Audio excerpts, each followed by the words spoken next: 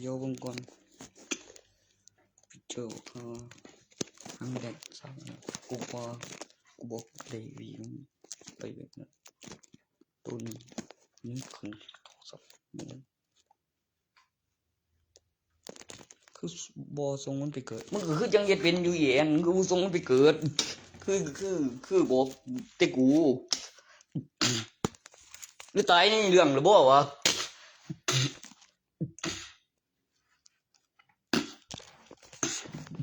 เบียดกูสุดาบีมียาเบี้ยงบ่หรือเพียงเหียนบ่วะยันกูเด้อเพียงเหียนจริงยังเหียน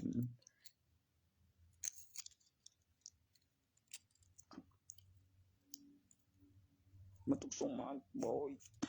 โอ้บ่อยเจ็ดบ่อยแต่รถทันมันสั่งจริงบ่อย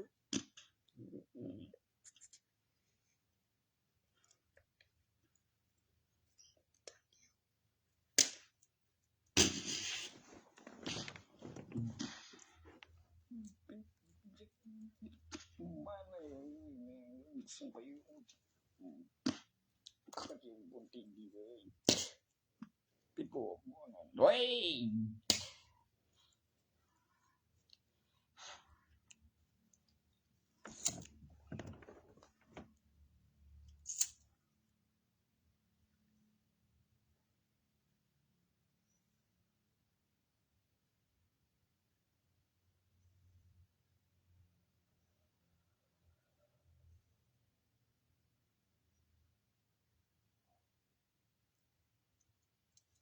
มันถาไปซอยอีดอกไม้ขาวสักปนในเพิ่นบอกว่า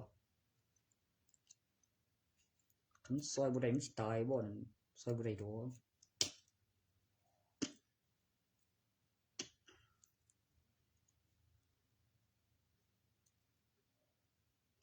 เป็นยังถึกสะกดมันต้องเฮ็ดตามคำบอกเลี้ยวประโยชน์เลี้ยวก็คือได้ดีได้หลายบ่มันทำได้อยู่ส่ำนั้นก็ต้องเฮ็ดแบบบอกคันบ่เฮ็ดน่ะมันกลับทนเดี๋ยวใส่ยาจมจนดอกไม้ขาวนั่งเสืออีละล่ะโอ้ยโอ้คันปุ๊กขึ้นนี่บ่ทำซ้ำดีบ่ดีเลยบ่เล่นเดียวบ่เดี๋ยว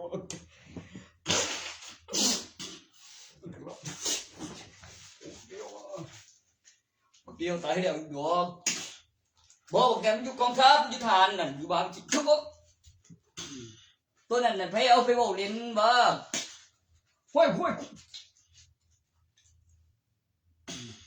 เสือกูได้ยังว่าถืออีดอกไม้เขาไปปลุกผีมึง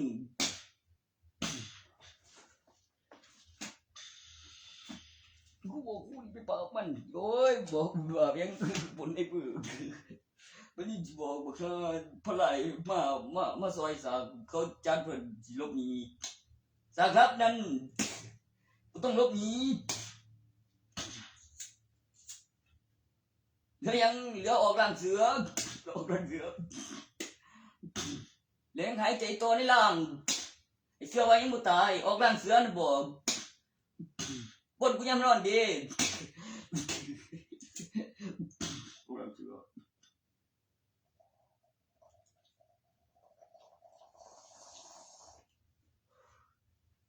เดี๋ยวไปใส่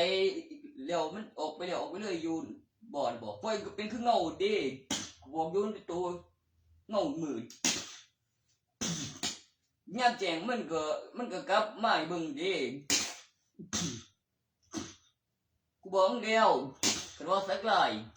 คันว่าเรื่องแพ้เป็นโอ้มึงสิบ่เด็ดออกแล้วเลยบอกว่าเฮ้ยมันจะไปใส่หมองมันหายแล้วเงียบไว้โอ้อีออกร่างเสืออย่ารบกวนยามเวลาพักผ่อนกูใจบอกสาวออกร่างเสือทุกทีกูได้มึงกำลังคือออกกับวันนี้ทีมงานมึงเคยไอ้กูใส่ผู้เดียวก็ได้มึงเรื่องส่วนความจริงกูใส่บอกออกร่างเสือทุกทีมึงตัวซ่ามึงท้า มาจากร้านมันบอกคือไอ้เลยคือดารู้เลยคือไอ้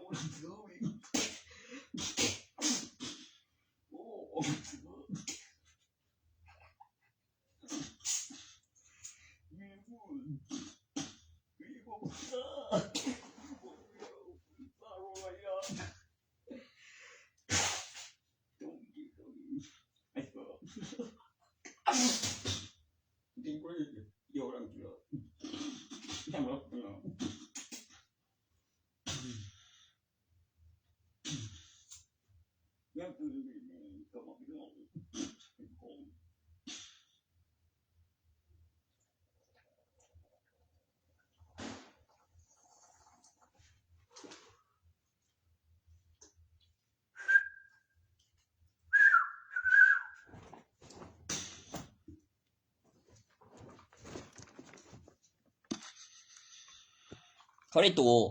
เขาได้ตัวเหมือนบอกซูเปอร์แมนของตัวบอกคือสิสู้ซูเปอร์แมนมึงสิเขายังก่อนนะโอ้คือซื้อผิดเห็นหน้าการลันหันนั่นบ้าเล่งแม่นบุตัวคือซื้อผิดบอกใส่สตาร์ยังนะ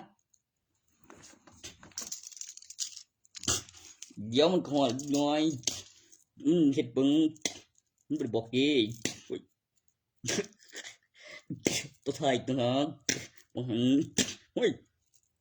กูเด้ออะไรจีตะกันใครโอ้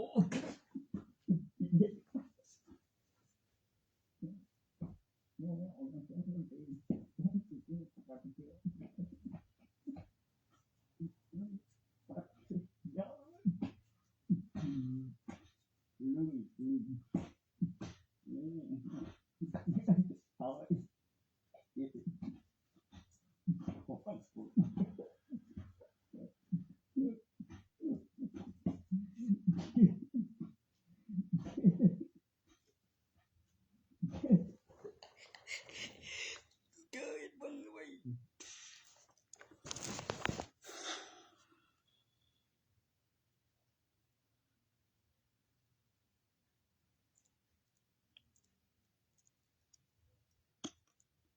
เก่งยิ่งเก่ง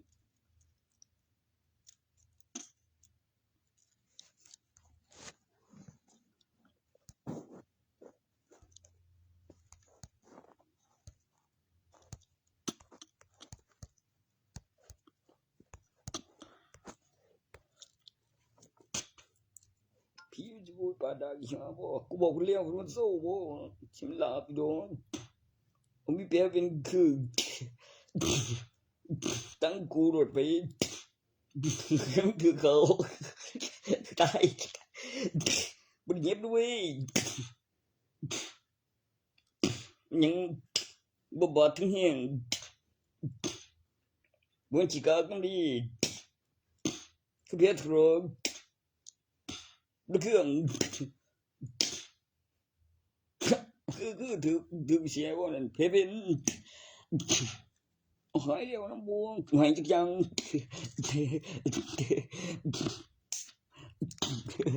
หายจักยังคือหายจักยังโอ้น้องถึงกูหายจักยังเอียงกูหายมึงจักยังเลยกูมึงกูจีโตยังแบบ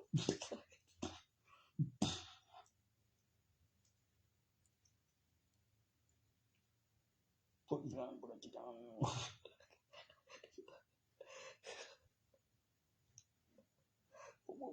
ตายแล้ว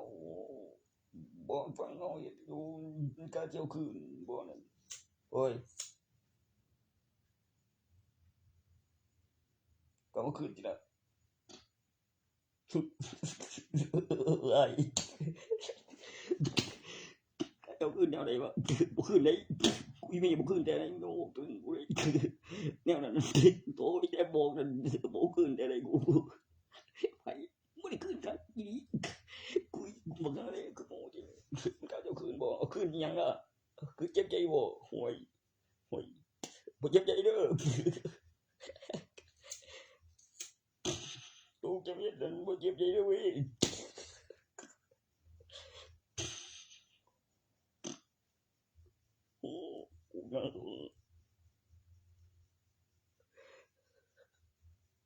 mẹ bố cười nhàng rồi người chém pizza vô lần pizza thơ lìมันมีคือในอันบนโว้ยขัดขนาดประสิทธิ์ปั้นปฏิสนธิเลยบ่โอ้ขัดขนาดถือปั้นเป็นปฏิสนธิพี่เจอตัวนี้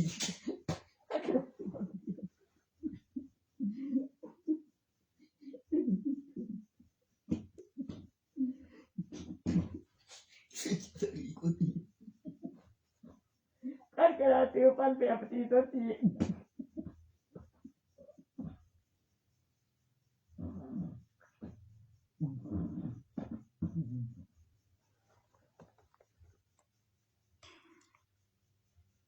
เขาใช้หลักฐานดูใกล้ใช้กล้องขยายสังเคราะห์เป็นเซียนตำนานต่อจากตำนานเซเปียนดูใกล้พลังมหัศจรรย์รูปหล่อมหัศจรรย์บนเวทีต่างกับเวทีประกวดรูปงามมึงบ่เขาประกวดรูปหล่อมหัศจรรย์มันเป็นแนวไรมันต้องมีคณะกรรมการตรวจแล้วก็มหัศจรรย์ดีท่าแล้วก็ต้องโซ่เบิ่งก่อนก็สั่งก็บ่ได้เข้ามากรรมการบ่ง่ายปานนั้นทุกทีนโอ้มึงจะเอารางวัลไปใส่กระถาไปก่อนสิบ่มีบ่วะคันบ่โซ่สิว่านำกันโอ้คันบ่เฮ็ดเองนี่บ่มันสิทำหยังกูสิว่ามึงบ่รู้ดอกอีดองห่วยอีดองอีนั่นว่าแนวได้พ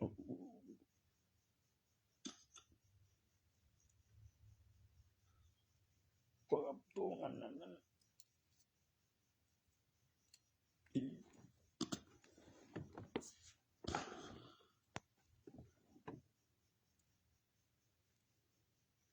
นเป็นคือจะโว้เลยไอ้มันบ่เป็นเดียวพระเอกหนังดาราก็เร็วสมัยมันดีบ่กูอยากอธิบายเลยก็มาดูถูกไม่ใช่ยังจะบอกว่าจังดูมันจะเป็นวิชานินจากันแล้วเฮ้ยคือพวกนั้นตัวมันมีลูกเด็กออกมากับรุ่นหนึ่งยังวะโอ้ดินแดนสวรรค์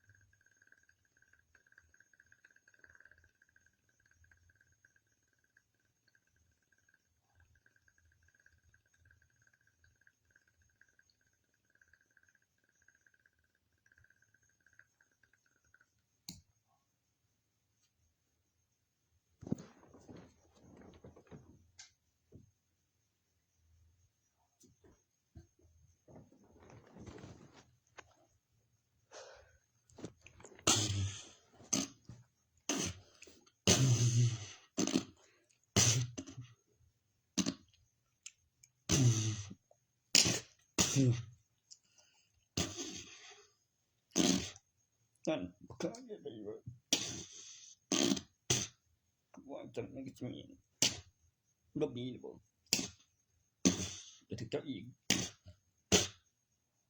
แม่นจะบุกเข้าไปโจรแต่ก็เทคโอเวอร์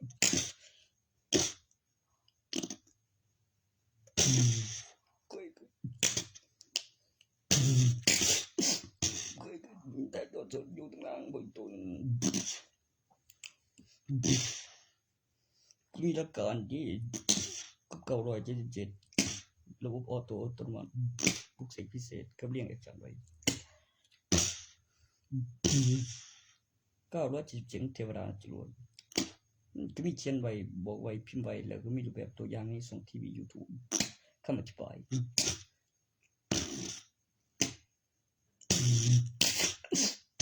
สิถามหาประโยชน์ได้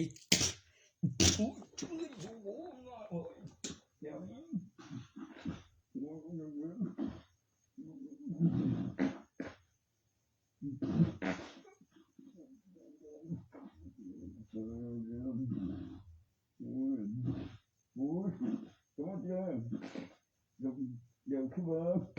เงาเลยแค่มุดบอกไม่บอกเห็นคือมึงถ่ายรูปนี่เยอะวิวกับสัญญาณจังจืดตัวเอาความซึ้งและอธิบายออกมาเมื่อกองสีเดี๋ยวเลี้ยวมึงอยู่ไกลบ่เฮ้ยยังดูก็จะพูดถึงเรื่องสักนั่นบ่เฮ้ยความสวัสดิ์สักการจริงเอากระดิ่งสั่งเองมันเด็ดจิตใจพวกกันพูดถึงเรื่องได้เสียด้วยไปเยอะเลยเดี๋ยวมีจานดูนับหนึ่งสี่เอ็ดชัวร์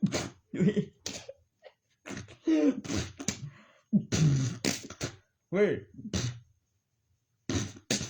เจอเลยคือก็ว่าเดี๋ยวมีเสียงกระโดดเสือกันทุกดอกบอกจนที่เธอจะสร้างดีให้ได้แบบขึ้นสุดวันน่าพิบูลแบบสามสุดขึ้นสองถึงเมนตัวเล็กยังกัน6ตัวกระจิบคุณเต็ม%ธนาคารอสมเป็นยังเขาเป็นสีเด้เติมเมียวิญญาณเดี๋ยวมาหย่อนยังในบัวจะลอยรถเบิ้ลก็ยังเงินสด600โทรรางวัลที่ได้บ้าได้สลับกินแบ่งเป็นรางวัลใหญ่เป็นรางวัลที่เบื่อบัวได้นี่สารการสักนั้นถ้าแม่นมีอย่างเปลี่ยนให้ได้ถือให้มีรางวัลใหญ่กว่าเก่าให้มีธนาคาร2ให้เฮาหูในใบมีหลักฐานได้รางวัลมาเป็นรางวัลใหญ่มีจำนวน6เป็น6ล้านบาทรางวัลที่1บ่ได้ต่อสายให้มีเสียงบัดนี้เราเธอสิได้ผ่อนจ่ายไปตามรัฐบาลบ่เรื่องในสมัยใหม่หลักฐานวัตถุปีพ.ศ. 2560ขึ้นมาถูกต้องบ่ได้แม่นมีหลายงวดตอนสิ้นปีเมื่อเงินอยู่กับธนาคารครบแล้วมีรางวัลทุกใบจริงในหนังสือพิมพ์มีการพิสูจน์การขึ้นรางวัลของงวดนั้นในปีแล้วเมื่อมีไว้จ่ายรางวัลพัฒนาประเทศแล้วเงินอยู่กับธนาคารครบแล้วหลังจากรับสลากขึ้นรางวัลแล้วมีเงินแล้วมีขายสลากไปด้วยแล้วมีตัวเลขแล้วต้องมีไว้จ่ายรางวัลด้วยแต่ละงวดแล้ว1ใบแล้วทุนมาใบละ8ได้เลยมันจะมีการเคลื่อนที่ของสลากกินแบ่งและเป็นจำนวนตัวเลขเพื่อเพิ่มโซ่เพิ่มโอกาสเพื่อให้ได้รางวัลบ่ได้ต่อสายก็มีเสียงเธอกินฟังผู้ตรวจบ่ได้ต่อสายมีเสียงอีหลี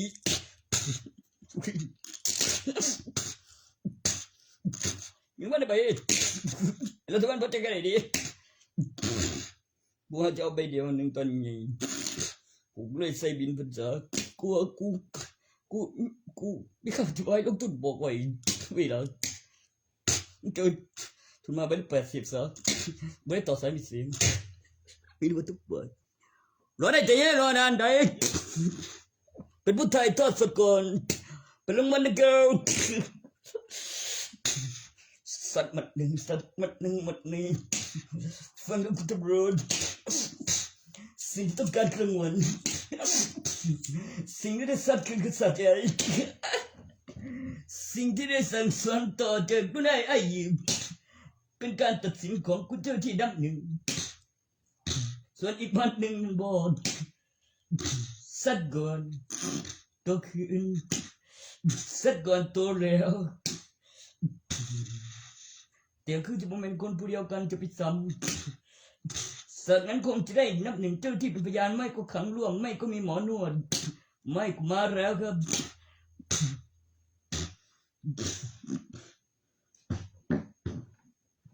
ก็มาเยอะมากไม่ก็บอกไทยเต้แล้วสั่งหมอนวดด้วยได้ไหมทุกทีเขาไม่ได้กูเอาเว้ยเขาได้ก็มาที่ละเข้มเต้เลยกันมีหมอนวดโรคจิตมันเป็นโรคส่วนตัวโรคจิตส่วนใครไม่เข้าใจกับโรคจิตโรคส่วนตัวบางคนก็มีศิลปะเป็นโรคจิตเป็นโรคส่วนตัวส่วนโรคจิตกับจิรยาแล้วคิดว่าจิรยาเป็นโรคจิตแล้วเป็นโรคส่วนตัวต่างกับผู้อื่นในการใช้กระบวนท่าประสานอินแล้วเป็นโรคจิตเพื่อรอดตัวของวิชาจิรยาต่างกับรุ่น4เป็นรุ่นใหม่ในตำนานของนินจาของ3คนเป็นตำนานเซียนนินจาแล้วรุ่น4รุ่นใหม่เนื่องจาก3ตำนานเซียนมีรุ่น4เป็นรุ่นใหม่ไอตัวรุ่น4เป็นลายฝ่ายโลกจิตได้ดีมีทุนมีกำไรมีหลักฐานพยานแน่นอนกำหนดเวลาเลี้ยงฤดูกาลใน1 วันเก็บเกี่ยวโอ้ยขโมยเล่นลูกนี้มีซากเอวให้เบิ่งจริง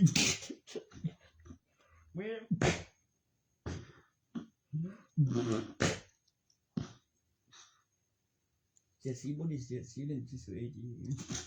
เสียเพื่อให้เล็งตอนปั๊มแล้วสัมผัสหนาวเพื่อให้ฤดูกาลเก็บเกี่ยวแล้วผลผลิตเก็บเกี่ยวไวขึ้นข้ามคืนเดียวเป็นการมีเพศสัมพันธ์ในขบวนท่าถ้าพูดถึงเรื่องโลกจิตโลกส่วนตัวส่วนกับขบวนท่าที่ได้ด่วนมีโลกจิตมันก็บอกเว้นมันเป็นรุ่นใหม่รุ่น4กายแข็งที่ถูกได้ฟรีพระใจโลกจิตแล้วได้ยินเป็นศิลปะวิชานินจาในตำนานเลี้ยงฤดูกาลเก็บเกี่ยวในข้ามคืนก็ถึงเรื่องเมียในระดับมหาวิทยาลัยออกมาก่อนนี่เห็นแมนรู้บ่ทันบอกได้ซ้ำอีกคนดีแล้วพาเมียไปดินแดนสวรรค์ด้วยสงสัยมาก่อนเป็นรุ่น1ตามมาด้วยรุ่น4ตอนมิลานรุ่น5เป็นรุ่นป้ารุ่น6เป็นรุ่นส่วนรุ่น4เป็นรุ่นรุ่นเก่าแก่เป็นรุ่น1รุ่น2บอกมี2คนเป็นผู้ใหญ่พูดถึงเรื่องรุ่น3มันนะมีแก่สรามีเจ็บไข้ได้ป่วยมันเป็นรุ่นอะไรวะยันเซินริงโตแล้วสงสัยจะได้ครอบครองคัมภีร์เบิงกัวก่อนแต่ไปบ่ถึงตำนานดินแดนสวรรค์เป็นหมอคงส่วนคัมภีร์เบิงกัวอันเชิญมาจริงได้แบบความไวประกายแสงสีทองที่ไปดวลแล้วกัวเพิ่งออกมาแล้วเพิ่งได้ยินว่านารูโตะมีลูกแล้วมันจะไม่เท่าพ่อได้อย่างไรเปิดก่อนเป็นสัตว์อิฮาตาบอดของรุ่น1ตามมาด้วยรุ่น4รุ่นใหม่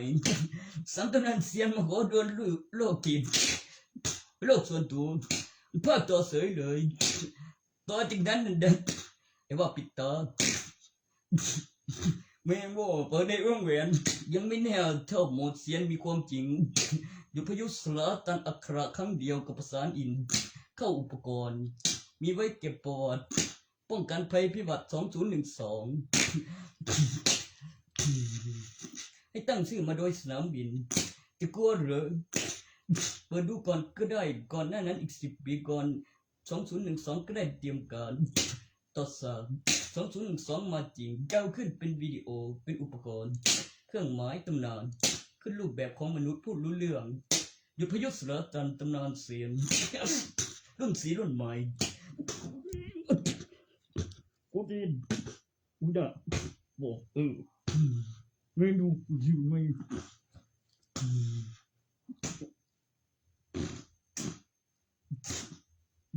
มีสัตว์หางอารวาสยังไม่มีร่างสถิตมันเป็นไปได้ไงกูจะอัญเชิญกบไปอย่างอาจารย์กูมันเป็นตัวนั้นอีหยังหรืออะไรวะหรือบ่อยากให้ดูรอดูภาคใหม่ล่าสุดหลังออกจากดินแดนสวรรค์บ่8 หางไปไหลแล้วประทัด10 หาง9 หางพูดถึงเรื่อง8แล้ว9แล้ว10แล้วเวอร์ชันของจำนวนตัวเลขที่ทำให้จำได้มันต่างกันตรงที่ไร้สีวิชานินจาแล้วมีแมวโพงเข้ามาได้อย่างไรวะวิชาแมวโพงมันหลายชีวิตบ่เป็นอมตะบ่เป็นวิชานินจาที่ฆ่าไม่ตายคุณฟื้นบนเตียงไม่แก่สลาอะไรวะอีห่าอันเชิญแมวโพงเป็นปีศาจบ่วะหรือเป็นอมตะมาใหม่แบบเรียนแบบรุ่น4เดี๋ยวจะบอกว่าเป็นน้องอีกบอกบัดนี้รุ่นป้าเจิดเด็ดหัวโกนเปิดได้กูกดร้อยโซเดอันเชิญขึ้นมาใส่ดองบอใส่มาแบบโซโลเดเทอร์โบโซดีรายการกูมีได้แดนเซินแมวผงจะวิวัฒนาการถ้ามันอ้างอันเซินกบบัดนี่แล้วเธอจะเซินพง3ถ้าโผล่มาก่อนโซ2สู้ๆได้ไม่ใช่ถึงกับ2แล้วได้โซ3อีหาโซ3แม่งเอ้ยมันเป็นอะไรกับโซดีบนไม่แน่ไม่โดนกับออกจากแดนสวรรค์มาสาตัวใกล้จะตายแล้วเสร็จ2ยังเป็นเมียที่ไปด้วยเพิ่งตื่นแล้วก็อุ้ยซานี้หรือไม่เลยใกล้ตายแล้วไม่ก็จะเบิดแรงเสร็จ2 แรงฉันเดียวเธอกินฉันเล็กจะเรียนกูบอกมันยังกูจะได้เป็นเมียลูกแล้วต่อที่คุณหาได้ข้าวเสร็จมันโซ่3 หางบุญใดไม่เป็นไรฉันฟาดมา4 คูณ 2ไปอะไรบุญใดต้องไงบำรุงร่างกายเลยได้แล้วยังโซเซ็กซี่ไม่พิบตาอ่านข่าวเดียวเกิดความมหัศจรรย์ในร่างกายย่อยเว้ยขนาดเข้าบนลูกเว้ยเปิดก๊อกออกกระเพาะเว้ยแม่งท้องใหญ่ดันแรงดันวิญญาณบำรุงร่างกายท้องใหญ่เว้ยโปเต้ก็ยังท้องใหญ่เซ็กซี่กว่าเดิมเสียมีการวัฒนาการอยู่ดีอีข้าแม่งสมคำหรือถุยตามผมมาจากดินแดนสวรรค์ยังชื่อยังนาสกอตอีสยังก่อนนาสกอตอีข้าเองนั่นนะอีมิตาแม่งก็ยังก่อนมิตาติดดูเลยกูไม่มิตาร่างกายทั้งสู้ดีแบบกูดูที่ฟังเพชรบนหน้าผากแค่นั้นถ้าเจอเปิดก็เข้ากระเพาะนะบอกไม่ใช่ที่ยาคุมใดเธอได้แปลงสักนั้นยาคุมก็ต้องฉันย่อยแล้วแดงดันวิญญาณจะกะหลายๆนะว่าจะส่งสักนั้นนะบอกแบบมหาศาลพวกมึงคอยไม่ก็รอไปก่อนไม่มีหกอย่างพบคนเดียว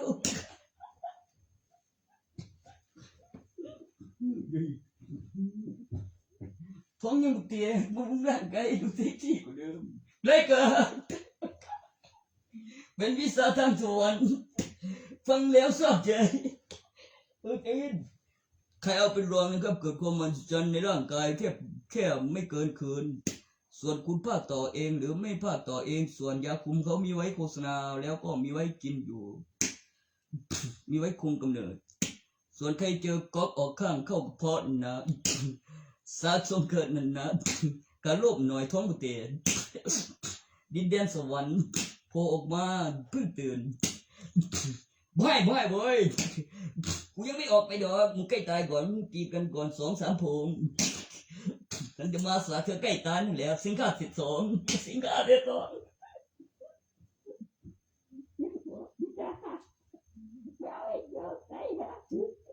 ไม่ตัดสิบุกสวง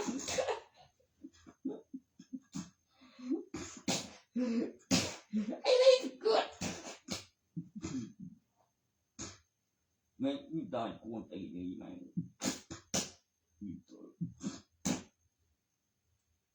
ที่กูสองเขา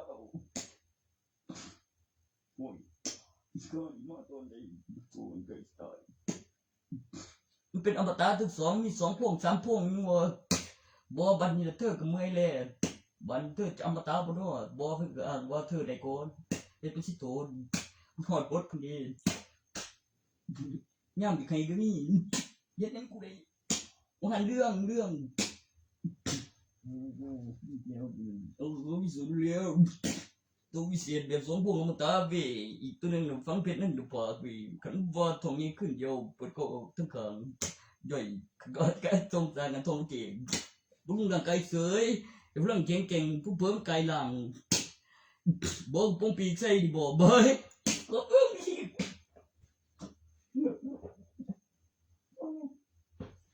แม่งว่ายังดังก็ไอ้บ่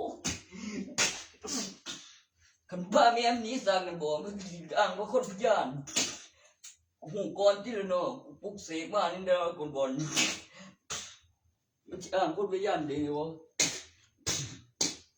มันดาวบ่น่ะจังสิมีครูปั๊บเธอว่ามีลูกชายอีกเว้ย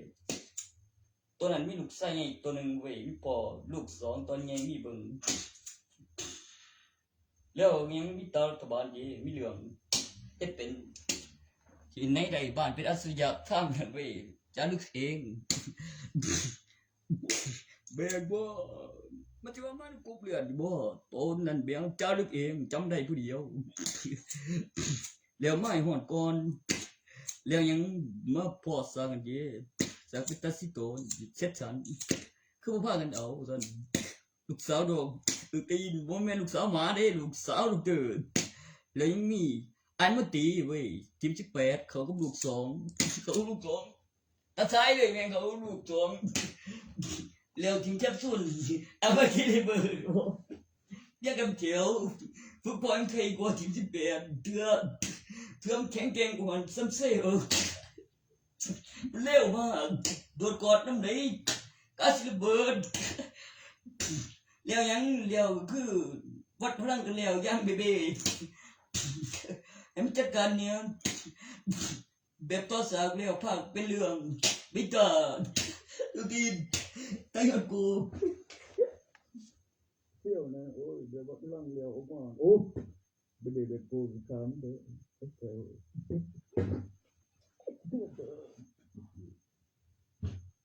โอ้ไปจ้างโม่เนี่ยคือมึงเที่ยวเนี่ย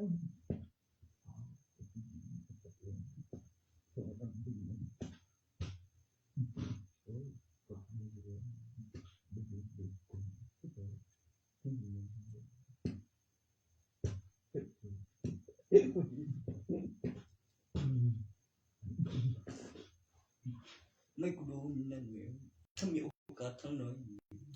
ทั้งตอนโตก็สู้ก็ได้ถ้าเจอตัวเบ๊กคนนั้นอีกเนี่ยมึงเจอภาพถัดไปนี่แหละแปสีโซหันดีราทันตุกินโซหันดีราทันไม่ใช่จะเป็นบุ๋ยผงประดับแสงเป็นอาวุธมารุนแรงตัวสุดท้ายเป็นตัวแสบตัวล่าสุดทำไมตัวสุดท้ายเป็นตัวแรกตัวล่าสุดประดับแสงทำให้พิษสูญสลายกลายเป็นสิ่งบริสุทธิ์ฆ่าเชื้อแบคทีเรียก่อนจะเป็นเชื้อไวรัสโรยตัวเป็นขวดสลายในอากาศเป็นกลิ่นหอมดอกไม้ประดับบางแร่ธาตุในดาวโซทรังถ้าถามถึงเรื่อง ทรังมอกับเซลแปรแสงแปรสีว่าจะจัดการเช่นใดต้องเจอดาวเส้นทุกไปข้าทั้งเสือเด็กที่เลี้ยไม่เหลือสวยยังไวแปรแสงปรับแสงปลุกเสกมีน้ำหนักดังก่อนหน้านั้นบอกฟิกเซอร์ยังเป็นตอนถ้าพูดถึงเรื่องลูกครึ่งแต่กูมองพีเตอร์ไม่ใช่ไอ้สองเขานั่นมันมีตอนโตกับตอนน้อยกับตอนเซลล่าใหม่ล่าสุดเบแล้วถึงคิวมันไวจังเลยแม่งเอ้ยแล้วขบวนท่าประสานอินก่อนจะยิงเลเซอร์เทอร์โบวอนนั่นยังแสกเป็นซุปเปอร์สยาพร้อมกันไวพลังแล้ววางเลี้ยงหมูพ่อบ่ต้องยังบ่ถึงขั้นนั้นขอต้านนานๆหน่อยขอต้านนานๆพอแล้วยกตั้งแต่กายเหนือหัวไปแล้วลอยตัวแล้วขึ้นสูงกว่าแล้วด้านบนแล้วยังต้านลงเป็นลำแสงเป็นขบวนท่าประสานอินถึงระดับพลังลอยตัวพ่นเลเซอร์ตีนบอกว่าตีนไอ้ลูกกวนตีนว่าบุลี่สานอินแมงแบบยกไปแล้วลอยตัวเดี๋ยวจะยกไปขี่อยู่สูงกว่าขั้นสูงแล้วก็ใส่ทั้งพลังแรงดึงดูดไปให้ตัวอยู่ข้างล่างให้โดนแรงกว่ามันจะโบพลาดแล้วเพื่อสังเคราะห์แสงแล้วเป็นประโยชน์ให้แก่มนุษย์แล้วความแข็งแกร่งก็ถือมันเกิดตอนเขาอยู่ที่สูงกว่าและแรงดึงดูดก็ช่วยแรงโน้มถ่วงและลอยตัวต้านแล้วพลังเลเซอร์เทอร์โบที่ว่ามีน้ำหนักเซลล์อยู่ข้างล่างแล้วก็ถอดดาบในศาสตร์นั้นมันสู้บุได้การกระเด็นยับโซแอคชั่นไลเดอร์แล้วเวียงทีเล็งทางเซลล์คือตีนเป็นยังก่อนหน้านั้นเด้มันยังไม่ตายเด้ก่อนจะโดนซอยเป็นผุยผงแล้วก็โดนประดับแสงฆ่าเสือแบคทีเรียก็จะเป็นเสือไปรัดในอากาศไปกินหอมดอกไม้มันต้องโดนเอ็กซ์ไลเดอร์คิดประดับดาบ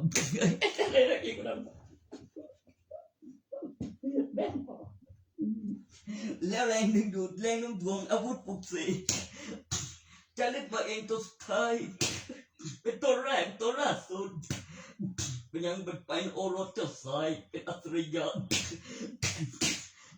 เป็นโปปนกรมเป็นพระโอรสเจ้าสาย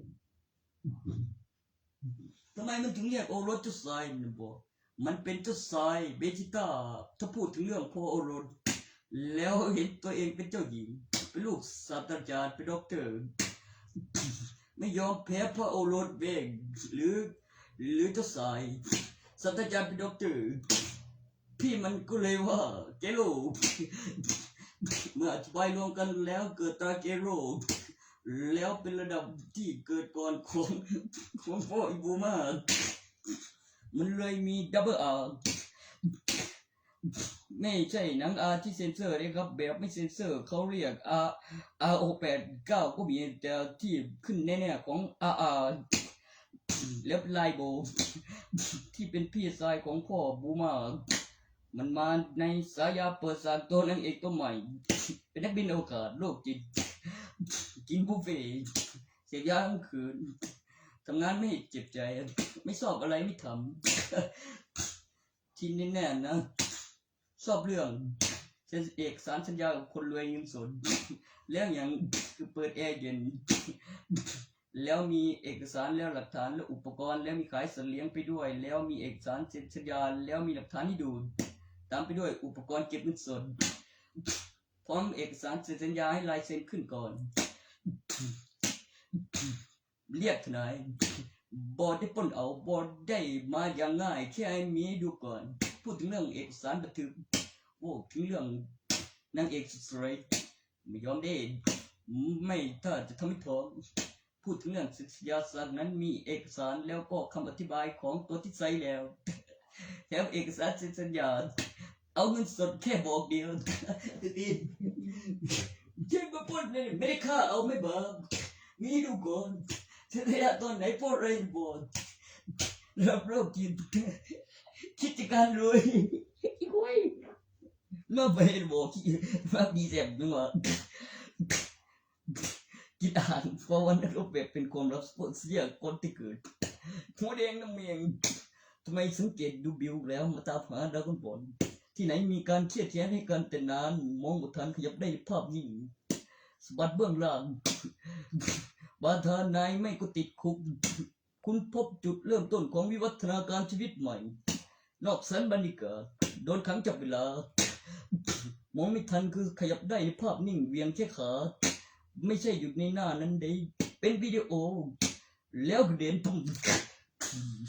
สไลด์บนโต๊ะเนื่องจากมันเหยียบหัวกินแล้วเกิดวายไม่ก็ติดคุกไม่ก็พบจุดเริ่มต้นของวิวัฒนาการชีวิตใหม่มันอ้างเสือไม่ก็มึงจะเป็นใครว่างั้นไม่หรอกเป็นคนที่เวียงขาโซลีลามากกว่าบาทาไรเหงาขยับได้ภาพนิ่งกระเด็นไม่ก็พบนั้นถ้ามึงเป็นเทพเจ้าจอมทำลายล้างกูก็สะบัดครั้งเดียวแล้วค่อยตื่นมานานแล้วใช้ประโยคดีเยี่ยมสาธุรวมตัวใหม่ภายใต้สันไม่ได้การบอลรออีกนานให้ฝึกมาใหม่ก่อนกูก็ไม่รู้กูเปิดประตูออกไปเหยียบหัวลาซาเบจิต้ากินมึงจะเป็นใครในสามีมันเท่ดีสะบัดขาแบบสไลด์มองเถื่อนขยับได้ภาพนิ่งให้เสือกระเด็นเอ็นคอเกือบเขื่อนไปยังตัวหลังบอดมันจะไปใส่ไอ้ตัวหน้าหัวแดงเนี่ยกูด้วยมันตั้งที่เหยียบหน้าโดยต้นตีนปัดข้ามเหยียบได้พอดี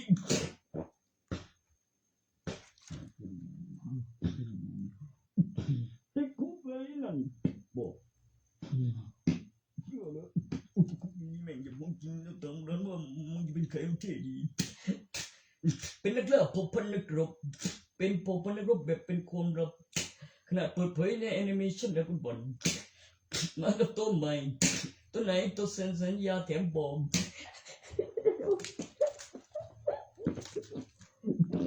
ไม่มีใครเจ็บใจหรอกหุ้ยของดูดีโอ้ยนั่นมีเบิ่มที่เฉยไม่มีดูนะแม่จะบ่ได้อีหยังบุญใดขายสัตว์เลี้ยงนะแม่มีเซ็นสัญญาซื้อขายสัตว์เลี้ยงด้วยใดเข้าใจไหมแถมบอมมันจะบ่ออกมาพร้อมกันได้จริงใดในกระบวนท่าสารอินบอกหนึ่งเพราะเงินสดถ้าเตรียมที่วางเงินสดรอนบอกที่ใส่แล้วบอกกับเซ็นสัญญาแล้วมีดูไหมพร้อมกันเสียสดบ้า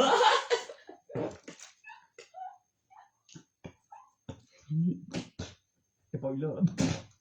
ไม่เอาแบบเงินตัวเร่งเงินโอนจะเอาเงินสดจะบอกเขาเอมีนี่ข้าดีจังมากเอมีแมงกวนตีนดีแมงเงินสดจะบอกเขาเอมีก็กินโอ้คุยบูมากเปลี่ยนอาชีพแล้วเลยนะเส้นจะบอกใช่แล้วมึงเป็นตัวบอก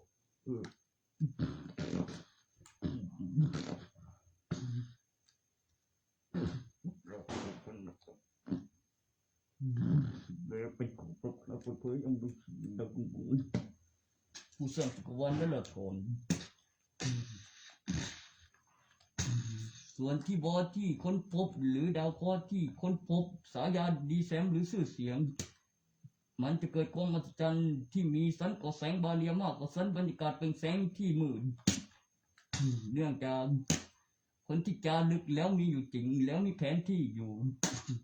แล้วสร้างมากกว่าสันก่อแสงบาเรียและเป็นแสงที่มืดคือความเสื่อที่มากกว่าสันบรรยากาศคือระบบนิเวศทางธรรมชาติที่ไม่สิ้นสุดที่มีประโยชน์ต่อจักรวาลสื่อสารทุกรอบคายบริวีเป็นแสงที่มืดนอกสันบรรยากาศเกิดขึ้นจากการปลูกเสกศาสนาแรงสั่นสะเทือนพืชสังเคราะห์แสงเป็นแสงที่มืดสังก่อแสงบาเรียน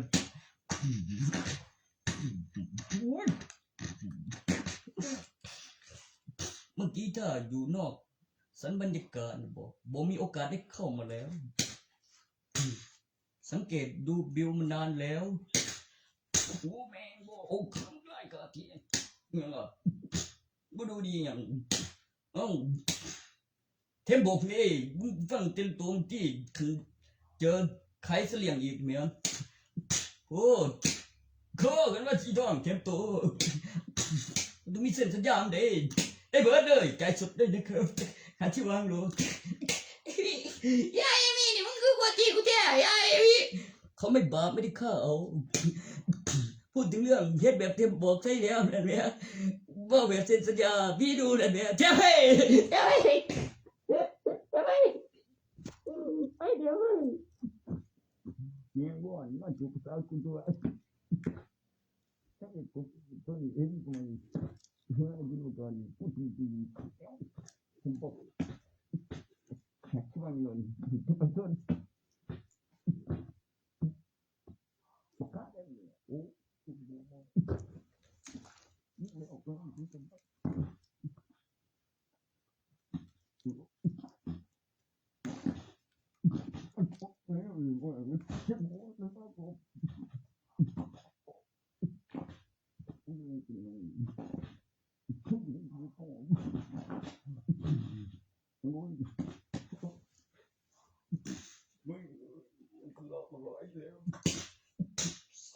กันปองมึงเลยเกิดขึ้นเลยมีดูมีอะไรกูบุ้ยลูกจะอะไรเสร็จแล้วบอกแล้วก็เพลงนู้นเองโอ้ยแน่นอนเยอะถ้าพูดถึงเรื่องลองกินลองใช้นั่นไม่มีใครได้กูนะดื่มโดนเดี๋ยวมีก็มีตีโตมาตีสู้ได้ไม่ใช่ตัวไอ้สองได้การฉะนั้นมาเลี้ยวคำสองหมายจุดเล่นเด็ดขาดบาดเจ็บแผลทะลุรับสนนักล่าบาดเจ็บแจ้งความจริงคืนกำหนดเวลาถือศีลกายที่กลางสีแล้วคืนกินอยู่ในขั้นแรกซุปเปอร์ซิยาโกส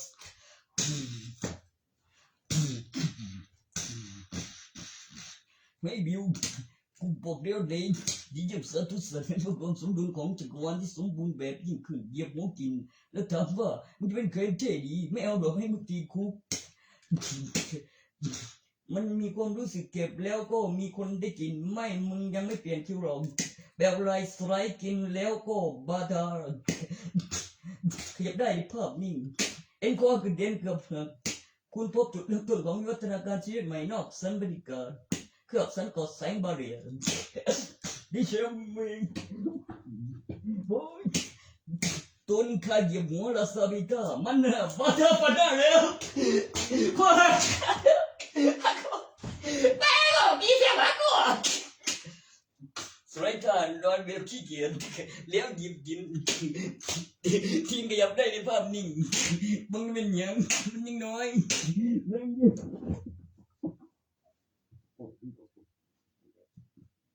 ไล่นอนครับ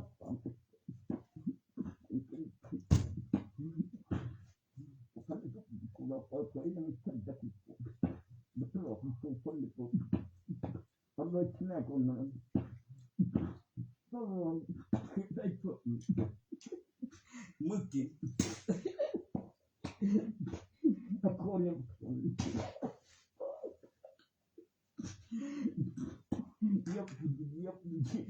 เหยียบหัวอยู่บนสูงอีกครั้งถ้าขี้เกียจให้คุณเกิดใหม่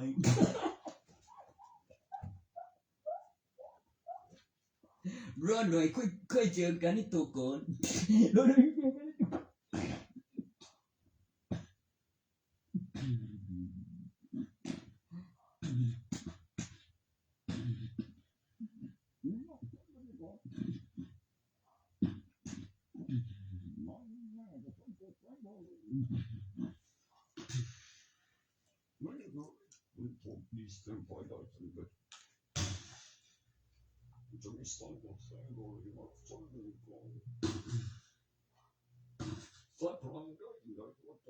สังกตแสงบารี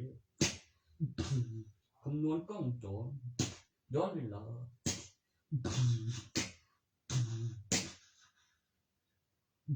ตัวที่มีการต่อสู้ก่อนหน้านั้นคือกบเกลื่อน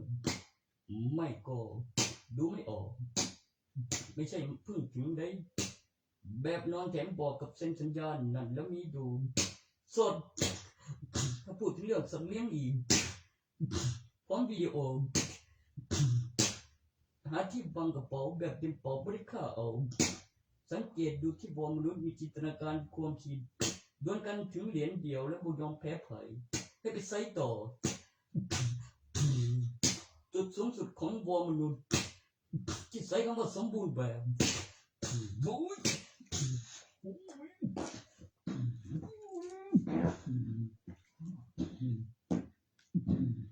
ทางสุดทางที่เราที่เราถูกต้องยัง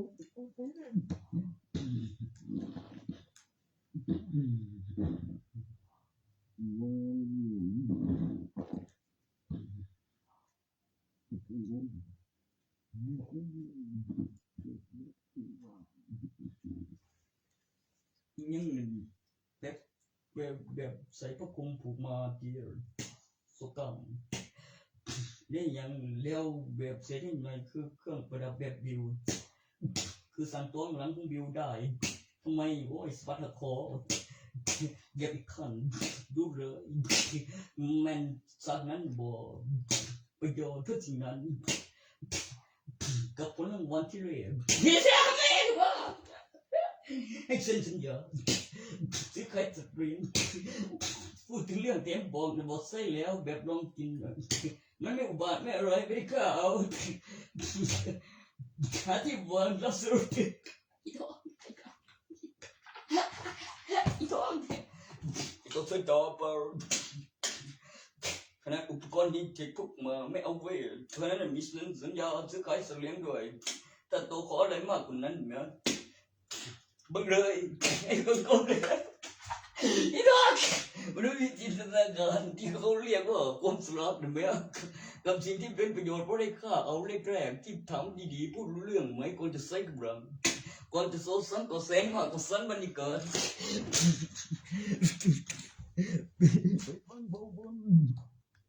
เป็นนักล่าก่อนจะเปิดเผยผมมันนักรบเป็นนักล่าก่อนจะเปิดเผยผมมันนักรบว่าไงสู้ทุกตัวนี่กูดูแบบอย่าตุกติกคำสอนกายสักนั้นหมดแล้วหมายจุดแบบสั่งย้อนแล้วหยุดเวลาตีนบอกหมายจุดตรงทั้งสองพร้อมกันนี่กระทาแตกมันยังอ้างเอมิเซนสัญญาวางแบบไซม์แล้วเป็นอุปกรณ์ให้เทคแถวนี้ก็ได้สัญญาก็ดีวิดีโอนั่นนะซาแตกสอง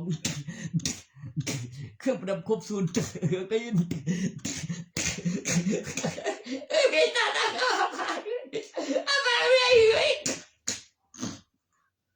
ถูกหัวทั้งว่าแม่งเลยเหยียบดำแล้วเดี๋ยวคิดยังแพ้ไปอัปปะทุไรเลย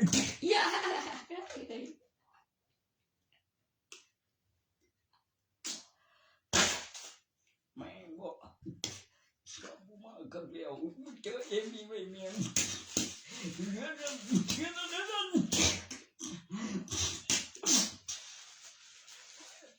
ต้นมากเลยเทียมปองโอ้เทียมกับปองใส่ดูปองก็ดีมากรับจุดแม่แก้วไม่เงยใครเงินตัวเดียวโดนดังนี้เลยจำป้าบ้านรวมถึงพลังที่เป็นจมเลยสปอร์ตบอลท่าที่หนึ่งเก็บไว้เมื่อปิ้งเมื่อกินแบงมือแดกโง่แมงนิสัยสันดานต่างกับบิวชอบทำตัวอะไรแน่กลัวชอบทำตัวอะไรแน่กลัว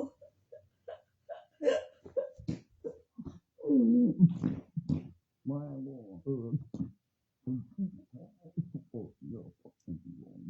ต่อจากคำว่าตำนานที่แซมเปลี่ยนต่อจากขั้นสี่เกินกินอยู่ในขั้นแรกซุปเปอร์สยากดซุปเปอร์สยากดสยาซุปเปอร์สยาฟีนิกสยากดฟีนิก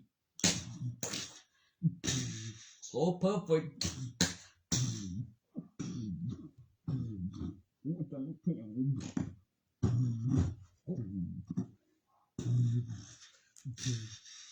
กูจะบอกดูอุปกรณ์จับเวลาตอนนี้ทั้งจักรวาลการเคลื่อนที่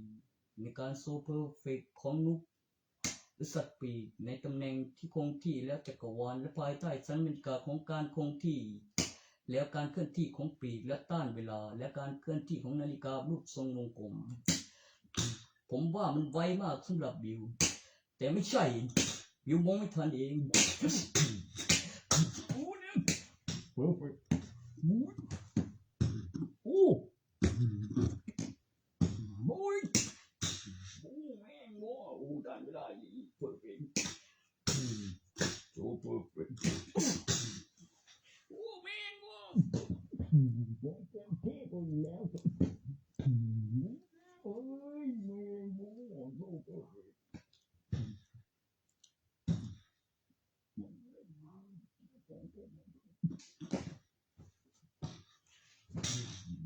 โอ้เพอร์เฟกต์เว้ย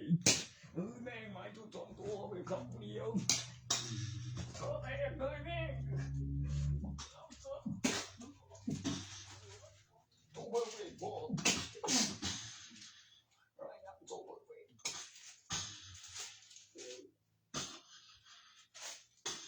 โอ้แม่งพอคำสองเว้ยแม่ง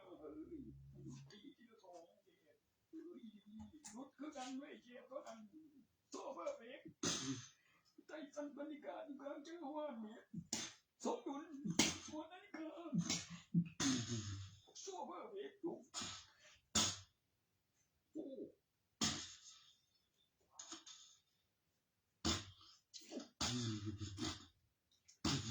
วิสคอน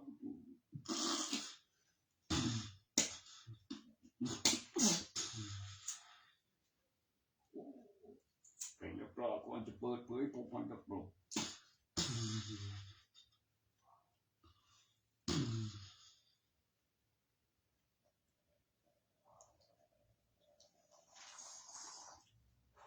คนพบสันก็แสงบาร์ชุดบอลมันแสงก็สมบูรณ์แบบ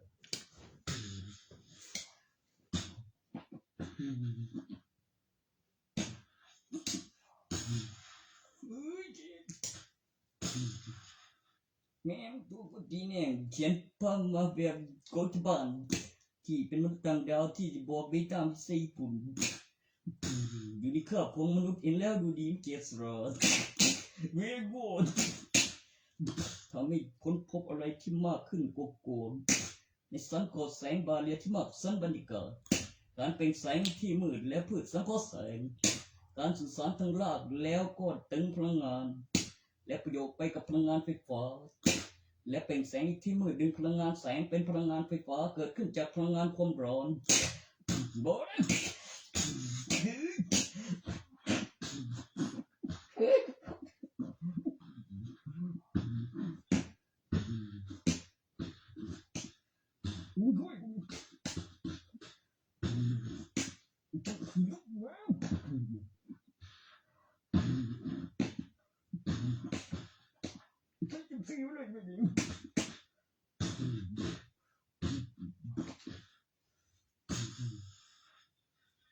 นับถือพระพุทธรูปขึ้นรูปเสียนพระศิวะเป็นพระเครื่องขึ้นเครื่องเงินรวมถึงพระเยซูไม้กางเขนรวมกันทั้งศาสนาทางศาสนาแล้วทั้งจักรวาลพระเจ้าต้องมีจักรวาลของตนเองต้องมีก่อนต้องสังเกตให้เห็นของพระเจ้าที่ทำลายร้างมันจะสู้ผู้สร้างผู้ค้นพบที่มากกว่าแล้วส่งโตไปค้นพบวิวัฒนาการชีวิตใหม่ได้ไงไอตัวนั้นยังไม่โดนจับดาดีเยี่ยมสาธุคุณพบวิวัฒนาการชีวิตใหม่แต่เธอแต่รอการหลอมใหม่อีกเป็นการนับเวลาที่ต้องรอพักฟื้นไอตัวนี้เคยโดนแล้วให้เข้าใหม่เพอร์โซเพอร์เฟกต์วิวสองตัวอยู่ในมิติของจักรวาลเดียวกันภายใต้สันบรรยากาศแล้วเกิดสันก่อแสงบาเลียนพบพันนักรบเกิดเสียงเป็นนักล่าก่อนจะเปิดเผยพบพันนักรบ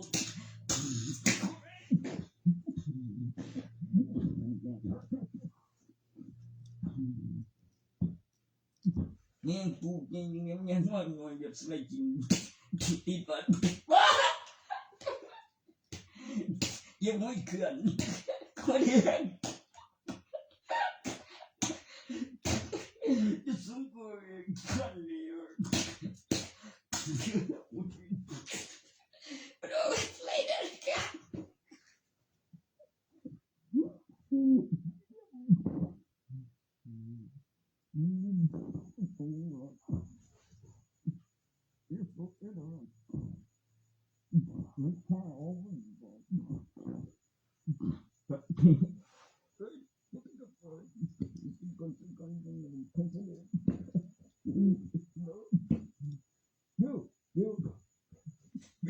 วิวแบงแบงสมเงินสดถนัดเศษสะดวกเงินสดเฮ้ยกินถนัดเศษสะดวกเงินสด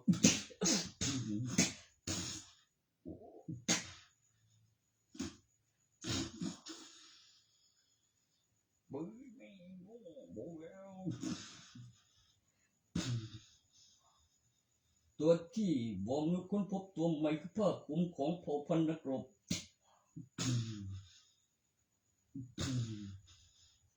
ตัวที่ขึ้นแบนมาแล้วตอนนี้เป็นตัวเอตัวแซนแล้วมีเครื่องหมายเวนเจอร์อยู่ข้างบนของตัวเอตัวแซนแล้วอยู่ในกรอบของดาวที่เป็นเส้นสามเหลี่ยมและสามเหลี่ยมแล้วหมุนแบบกงจักรอยู่ในรูปทรงดาวแล้วเป็นรูปตัวสีอัศวินสุดเกาะเผ่าพันธุ์นักรบในตำนานเป็นนักล่าก่อนจะเปิดเผยเผ่าพันธุ์นักรบ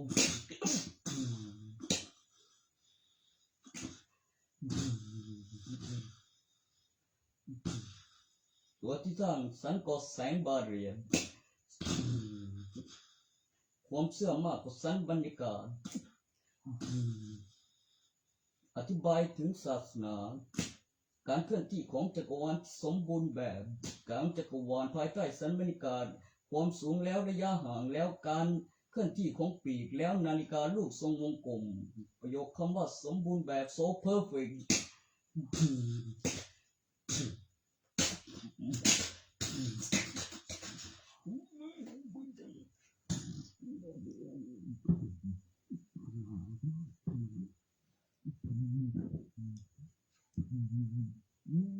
มึงไปโลกจีบแบบมองเกี่ยมถึงหลังดิน่ะ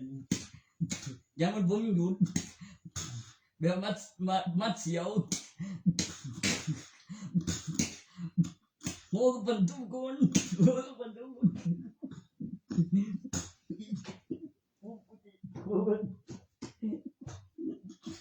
บูจีบไว้กันใส่กันหมดเลยมึงจีบได้บอกไปกัน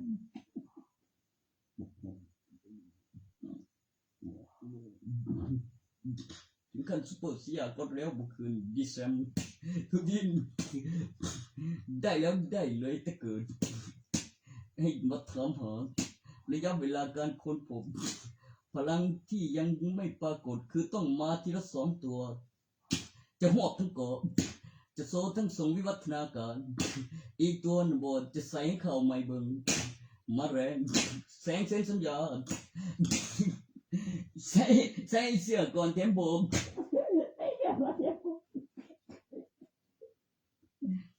อยากเรียนให้เส้นสัญญาอยากดูใจมาสดดินอยากดูใจมาสดดิอยากดูใจมาสด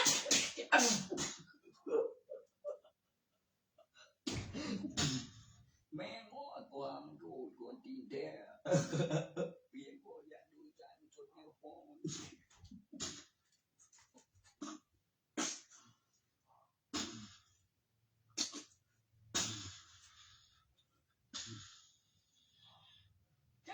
1 2 so perfect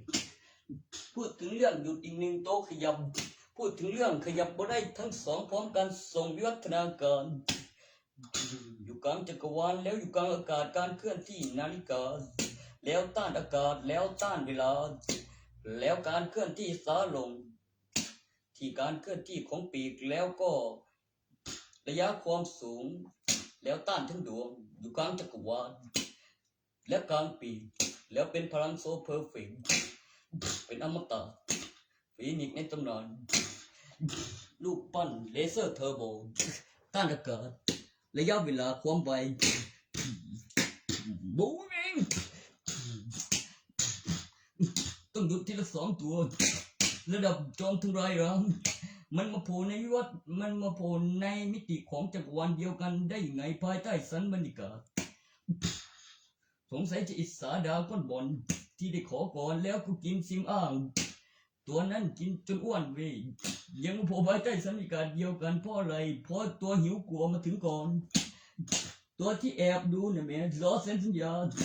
แม่ซื้อขายสัตว์เลี้ยงเป็นสิ่งมีชีวิตแล้วก็โพนท่าสารอิ่มแล้วมาพร้อมกันนะบอกที่ใส่แล้วนั่นบอกสดอีบอกที่ใส่แล้วบอกสดคุณต้องใจมันสดคุณจะได้ดูคุณจะดูหลักฐานคุณจะได้ดูลายเซ็นเอกสารเซ็นสัญญาต้องการลูกด้วยไหมจะให้แบบบอกสดดูเลยในบอกไม่ได้ข่าวไม่โอ้มันเป็นความสนใจ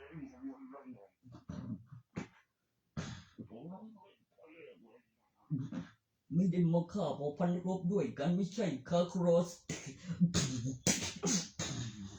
ไอตัวนั้นแม่ต้านเทินพลังไม่ไหวอีห่าข้างหลังเองเซกัน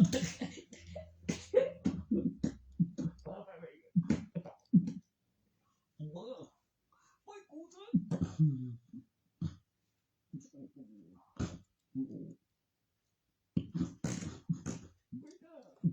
ไม่ต้องใช้คนญี่ปุ่นเลยเป็นมนุษย์ต่างดาวเจ้าสอยไอ้ตัวนั้นแม่เจ้าที่กูบอก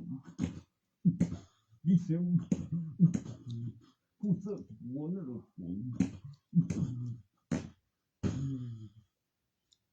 ดูในตำแหน่งของเทรเก่าผู้บริหารสูงเทวดาน่าจะรวยกูสังเกตมานานแล้วของพลังงานบิว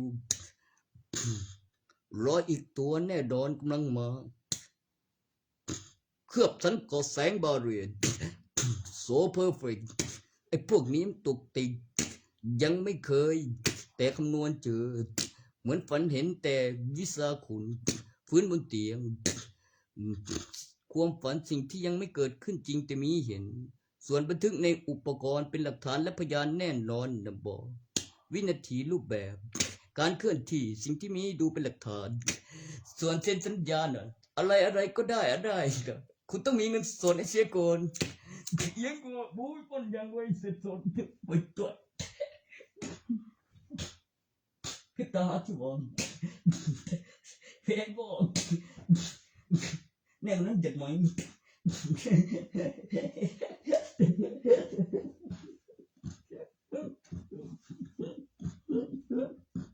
เถียงคนจะเสร็จก็อย่างนั้นจัดไหมเถียงคนจะเสร็จเพื่อนตัวที่เดียวเองงูกูจริงเกินไปหมดแล้วบอกแบบสีแดงนี่เขาบอกแล้วกูบอกเลี้ยวไงเขาเตรียมมันดีของกูเองว่ากูสันไม่เกินคนพวกเป็นแสงที่มือพิเศษมาสตาร์เบสซิ่งเจ้ามีจักรวาลของตนเองก็เซ็นเพอร์เฟกต์ของเธอแม่ก็เพอร์เฟกต์ของเธอperfect what no sign on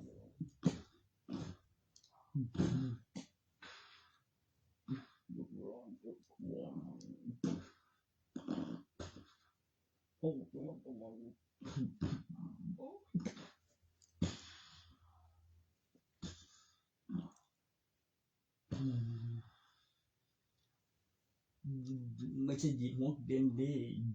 บอกอมมือยังไม่ได้กระพริบตาแบบคือเห็นแล้วดูแล้วเหมือนเจ็บมีการตอบสนองต่อสมองจิ้ม2 ตาไปดัชนีคือกินเข้าแทงแม่กูจิ้ม2 ตาไปดัชนีเข้าแทงแม่กู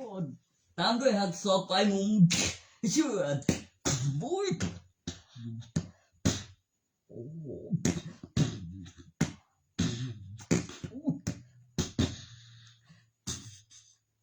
นับทีเดียวทนไม่งูรับอีกนานมึงบิวรอการพักฟื้นไม่ก็แกล้งเก็บยาทัวเซียนแบบอดใจกินไว้แต่ทีแรกไม่ก็จะฟื้นขึ้นมายังไม่ต้านเท่าไหร่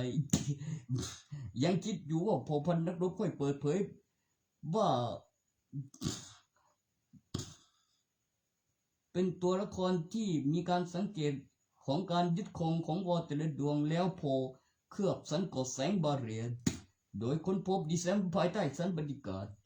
แล้วอะไรบิวถึง2 ตัวค่อยจัดการส่งวิวัฒนาการเดรอยเซ็นสัญญาจากตัวหลังข้างคล้ายหายเบิร์นท้ายเก่งสบไปมุงแบบนกทีเดียวไปมุงนกทีเดียว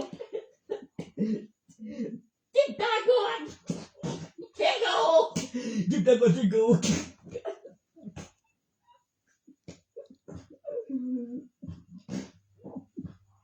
ไอ้เธอไม่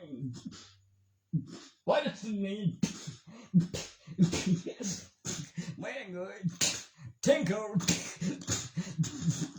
สวัสดีมุมเทงโซ่สวัสดีมุมเทงโซ่เฮ้ยเดี๋ยวข้างเดียวอีโดน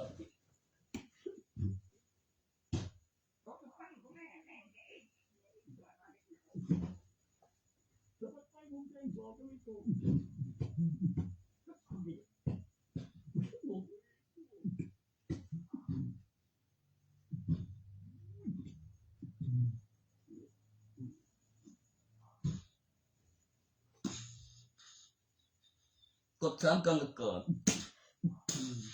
เวลาดีเซมบุดูนกทีเดียว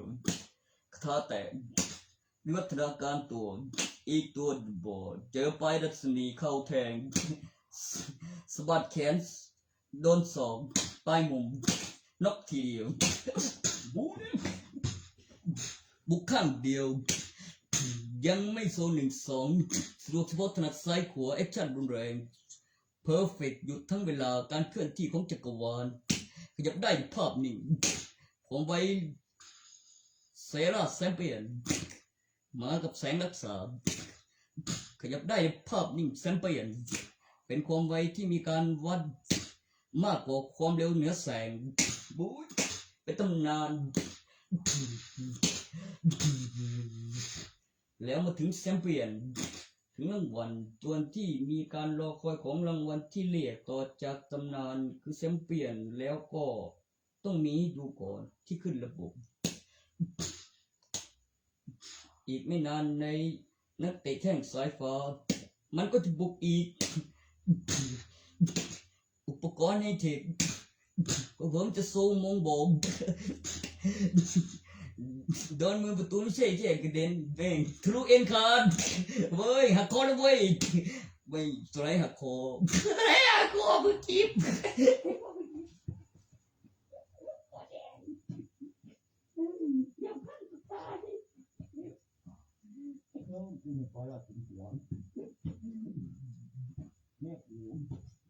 พอทอเล่นหัวได้พวกวัตถุดิบ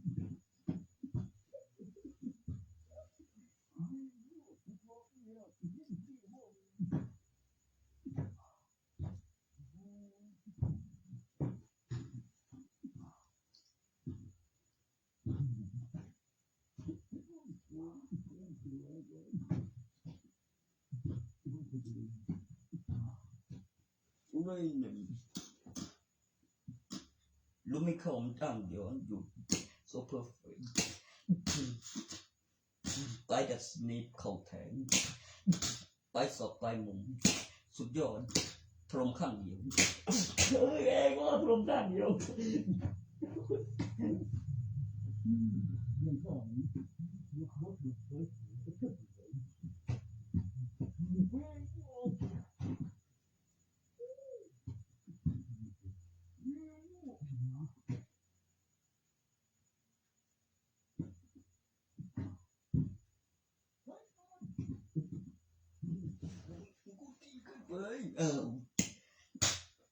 นั่นหลักฐานครบยันแน่นอนเอกสารอีกเซ็นสัญญาซื้อขายสัตว์เลี้ยงนะบอกถ้ากูต้องการลูกนะกูสังเกตการสื่อสารแล้วถ้ามันได้ประมาณนั้นนั่นเลี้ยงระเบียบแล้วนี่หาที่วางเงินสดรอนบอกแล้วพร้อมหลักฐานพยานและมีพยานแล้วมีพยานขั้นและมีวิดีโอนะถ้ากูต้องการลูกอีกแถมลองใส่ดูก่อนคือไม่ได้แถมฟรีด้วยได้ใส่ดูก่อนว่าใส่ดี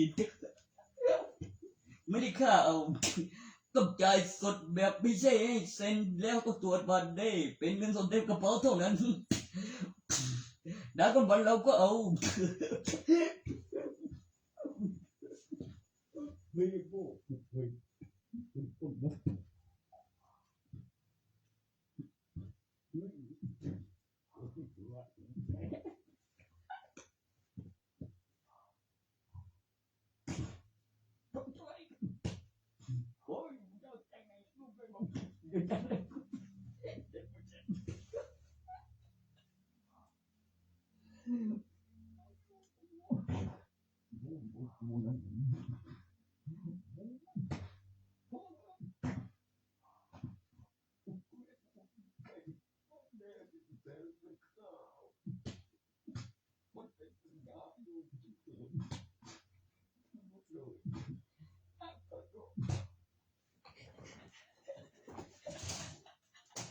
ใครจะรู้อีกดูดี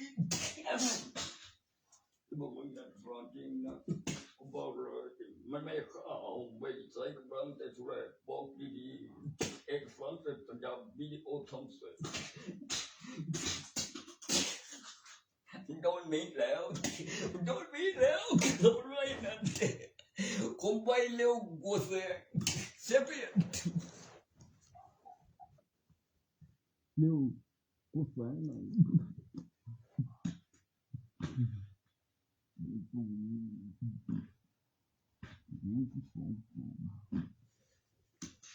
โคมอื่นและโคมมหัศจรรย์และองค์ประกอบครบพระเจ้าคาถาวางสองข้างสัมผัสปลุกเสกคาถาแตกปากกล้า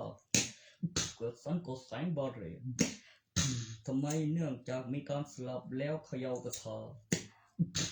แล้วแอคชั่นโซเพอร์เฟกต์หยุดทั้งจักรวาลโจมตีโดยปลายดัชนีเข้าแทงปลายมุมแทงสองตรงข้างเดียวกูเนี่ยกูเธอไม่ไหวมีตัวต่อมีไปสิกูทุกคำเดียวสี่นิ้วเดียวมันบุกเกินทิ้งแต่สองเดินเขาที่ต้องทำเดียว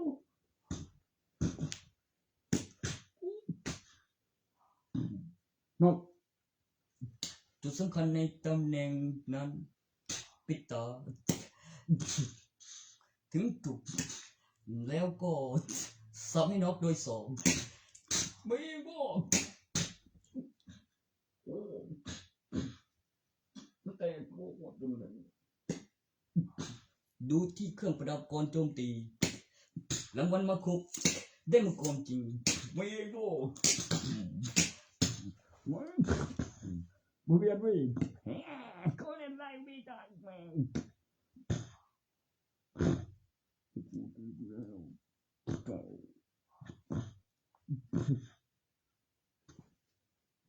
ผู้ที่ยึดของวอมันหลายตัวเป็นเช่นผู้เจ้าจักรวาลและมีแผนที่แล้วได้ช่วยนักบินอวกาศในการเคลื่อนที่โดยการวาร์ป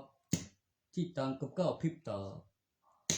แล้วใช้การเคลื่อนที่ของอุปกรณ์เมื่อรูปแบบไปถึงก่อน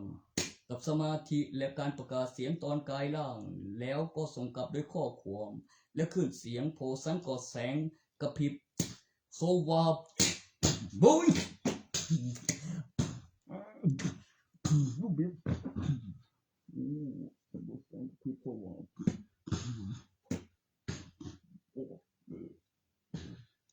สังกอดแสงกระพริบโซวาบโอ้รูปแบบไปหอดก่อนมีสีต่อข้อความครับสังกอดแสงกระพริบโซวาบ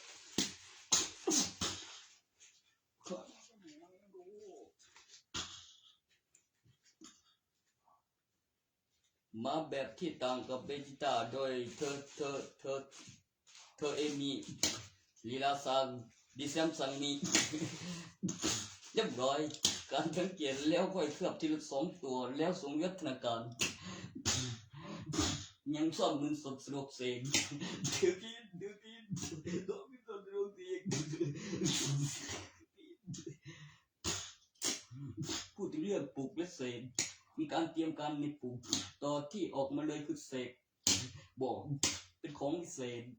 เป็นสิ่งที่ต่างกับโอนที่มีบุญเติมและมีโอนบุญเติมออกมาเพราะเสกค่าบุญก่อนทำให้เกิดน้ำหนักของอุปกรณ์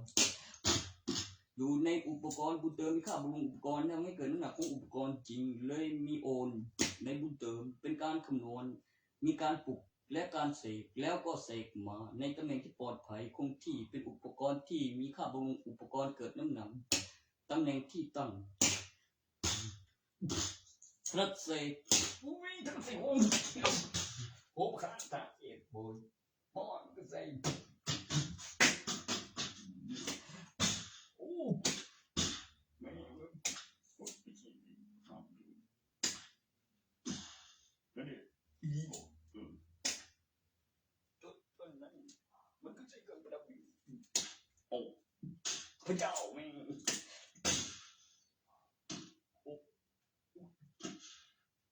โอ้ได้ยังคืนเลยประกาศแต่งไว้จึงได้มันก็ได้ไปล้อมเพื่อสร้างดวงใหม่ไม่นานดอกล้อบิวตื่นว่าดวงเก่าแล้วประโยชน์ที่ได้ซ่อมใหม่แล้วค่าอะไรถึงได้มากกว่าเดิมแล้วประโยชน์อะไรมันถึงแตกโอ้มันมีประโยชน์นะบอกคือแตกปักดักเด้สื่อสารโพสันก็แสงบาเรียเป็นแสงทิมเบิร์ดกระทะเตนแน่กูนอกสันบัดิเกอร์โอ้แน่กู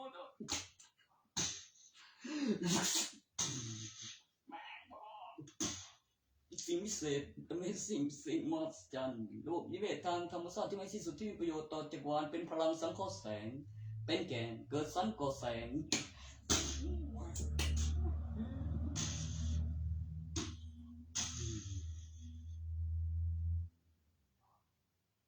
เกิดสังเคราะห์แสงเป็นแกนเป็นเพชร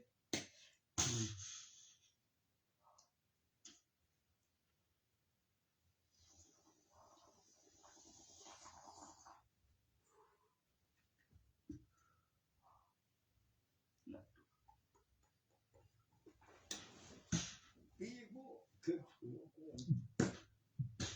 วดูเป็นเสือมปูนอย่างนี้กันถึงตัวใส่ไม่ได้ฟังเมื่อกี้ตีโถกายตรากรกูเมื่อกี้ยังมาเรื่องเดี๋ยวแม่แปลยังไงได้วะเดี๋ยวกันบัดทำอีกเป็นไก่กูนี่นั่นนั่นตัวข้างเดียวลงข้างไปละทีนี้อีดอนเก็บได้ก็ไม่แบ่ง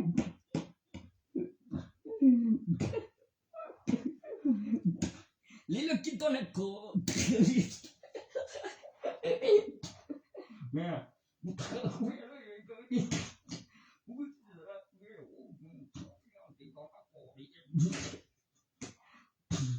ก็ไปตู้กันระบบบอกเลยที่อยู่นั้นมันไม่ยอมตีกูถึงคิวสั่งนั้นไม่ยอมตีกูแม่ละนี่ละบอกไม่พูดเรื่องเนี้ยใช่บ่คุณว่าอย่างนั้นสินะคุณได้กูทำไมไม่ตีกูสไลด์ด้านบนชั้นสูงเวียงข้างมือหยิบกินให้บังสักอันโยนบ่อโต้เลยสวรรค์ขยับได้ภาพนิ่งไม่โดนสติดไปตัดสิไม่โดนสติดไปไม่โดนสติดไปตัดสิเขาคงหักปกป้องบุญทำไมน้องบ่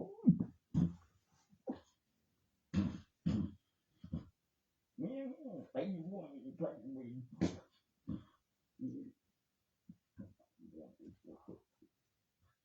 บอกนอกนั้นเดี๋ยวกูเกิดขึ้นตอนโอ้ย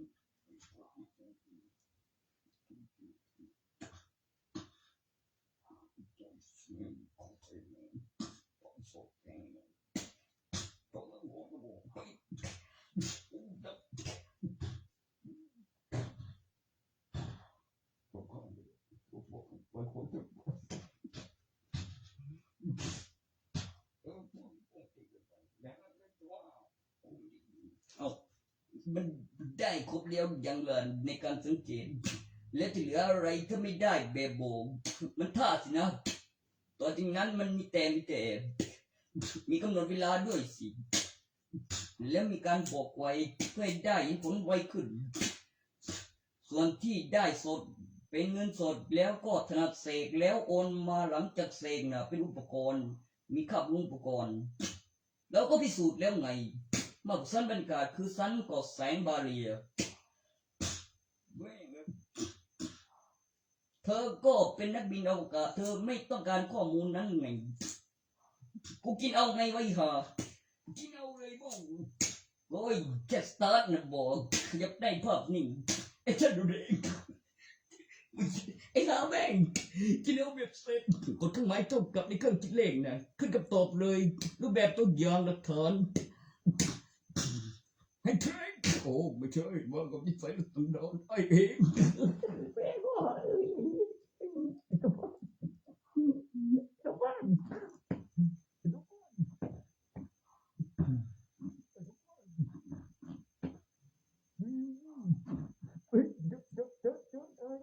ไปตัวเพียงนู้น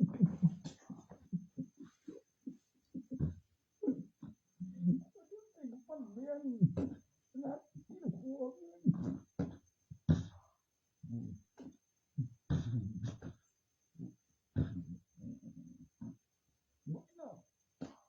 ตอบไม่ดีนิ้วเดียวคือต้องแบบเจ็บทำการตาบอด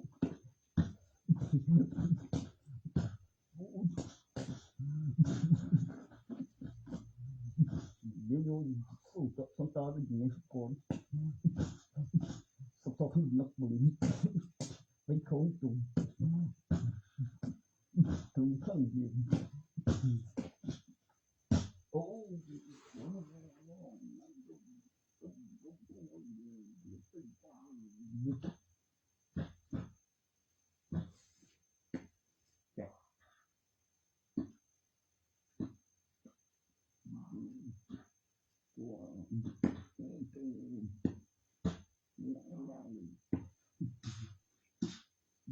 ตอนนี้เนี่ยเงินสดมันเยอะดีไม่ก็มีซีมีกันมีซีกัน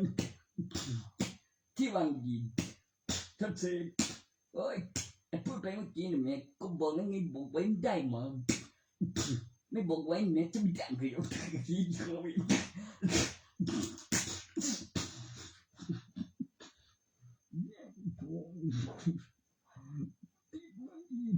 น้องเดียวบอกน้องเดียว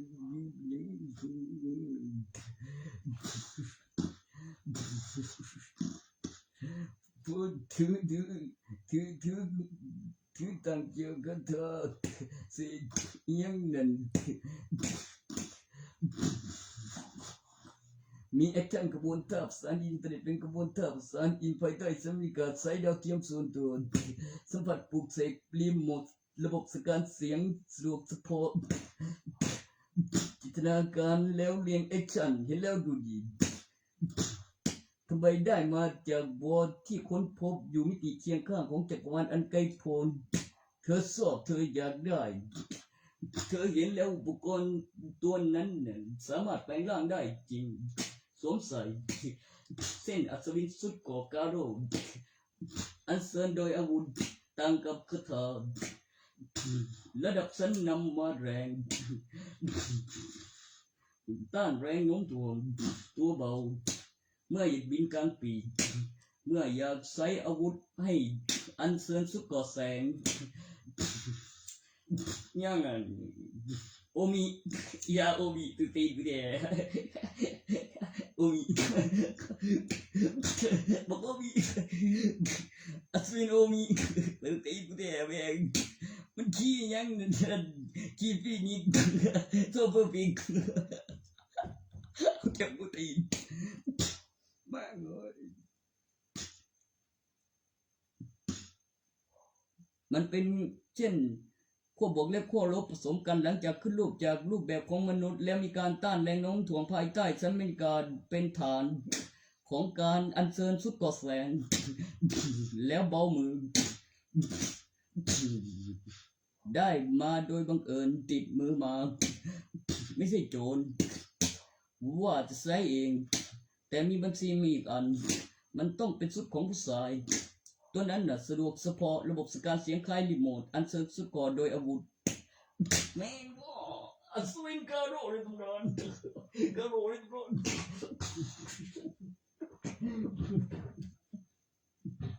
แม่งว่าใส่ชุดมากเรียนกันเลยใครกูได้อยู่ใกล้กันเลยเหรอพี่กูนี่เรียกว่าเจอบ่เอาเบียดที่เจอซีบอกเบบี้ตัวนั้นนะเมียสมบูรณ์แบบเพอร์เฟกต์สมบูรณ์แบบเพอร์เฟกต์ดีตัวดี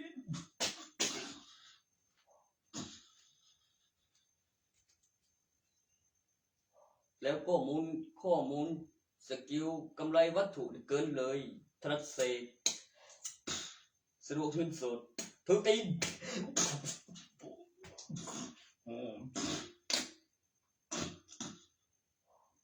สกิลถึงกำไรวัตถุทรัสเซอะไรนะกำไรวัตถุสกิลเกินเลยทรัสเซเกินเลยไม่โมสกิลกำไรวัตถุจะวัตถุของกูมีเลยเพราะนั้นไม่รู้ก็ไม่เป็นตัว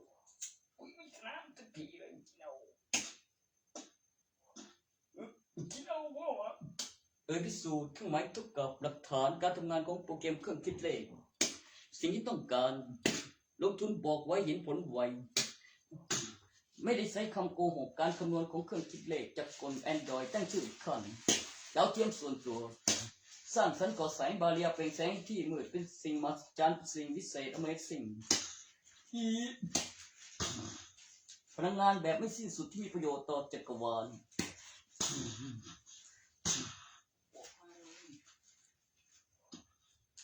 นอกเหนือจากเรื่องธรรมศาสตร์แล้วเป็นเรื่องที่พระเจ้าต้องมีจักรวาลของตนเอง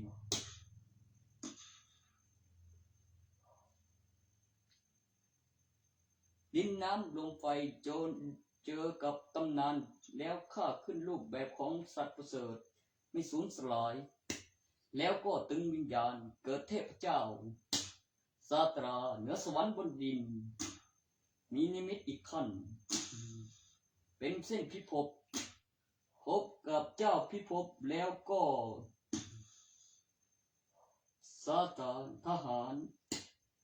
แล้วก็ในการค้นพบศาสตร์นี้ของวอมนุษย์มีความเชื่อดราก้อนบอลเกี่ยวกับดาวที่ค้นพบพิกโกโลวิวัฒนาการอยู่ในช่วงของอยู่ในเปลือกและข้ามนุษย์มีภาษาอดีตดาวนาเมกที่ติดต่อกับปีศาจพิกโกโลโดยภาษาเครื่องหมายจำนวนตัวเลขที่ทำให้จำได้ไปโดยปลอดภัยในตำแหน่งของจำนวนที่มีการจดจำการพัฒนาของ1บรรทัดเมื่อจัดการมอนเตอร์ขึ้นระบบแผ่นป้ายการจดจำการพัฒนา1แผ่นป้าย1บรรทัดในการเคลื่อนที่อย่างปลอดภัยแล้วก็บันทึกถึงจุดในความไวการขยายตัวการเคลื่อนที่พร้อมกันบรรทัดเดียวแล้วการจัดการมอนเตอร์แค่ตัวเดียวขึ้นแผ่นป้ายการจดจำการพัฒนายุคสมัยว่ามีการจำการพัฒนาหลักฐานวัตถุปีพศขึ้นระบบในอุปกรณ์คือปีคศศตวรรษ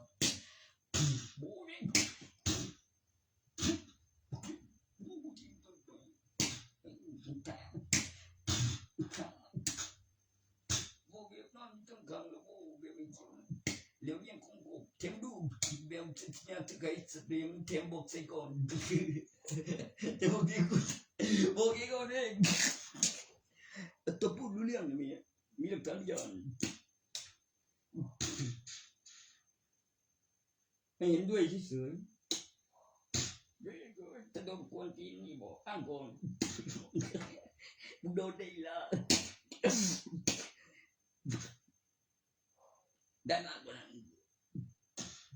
ตรงข้างเดียวแอคชั่นรุนแรงสะดวกเฉพาะถนัดซ้ายขวาบุ้ยสร้างขึ้นมาใหม่โซเพอร์เฟกต์สมบูรณ์แบบใช้ประโยคคำว่าวอมนุษย์สิ่งที่เรียกว่าวอแหวนไม่จัตุวาลวางรอยเรือสมดุลที่ไม่หล่นลงมาของจักรวาลและค้นพบวิวัฒนาการปีพศปีพุทธศักราชปีศตวรรษขึ้นระบบในอุปกรณ์เซ็นข้อมูลโดยอัตโนมัติในสมัยที่มีแอปพลิเคชันโทรศัพท์เปิดดูก่อนได้แล้วแฟ้มประวัติแล้วหยุดภัยพิบัติที่เป็นอันตรายต่อมนุษย์ทางธรรมชาติ2012ปัดออกข้างแล้วลงแล้วขึ้น2013แล้วถึงปัจจุบันเวลาในกล้องวงจรที่ตรงกันการถ่ายทอดสดการคำนวณของอุปกรณ์หลักฐานวัตถุปีพศขึ้นระบบในอุปกรณ์ปีคศเป็นปีศตวรรษโบ้เนี่ยระดับขั้นตอนมาถึงที่แรกคือการสังเกตวิวัฒนาการแล้วการอยู่อาศัยแล้วก็สิ่งที่นอกเหนือจากนอกสันบรรยากาศที่ค้นพบที่มีจุดแสงแรงดันการปลุกเสกจากกระดูกแล้วก็วิวัฒนาการแล้วก็ที่รวมตัวจาก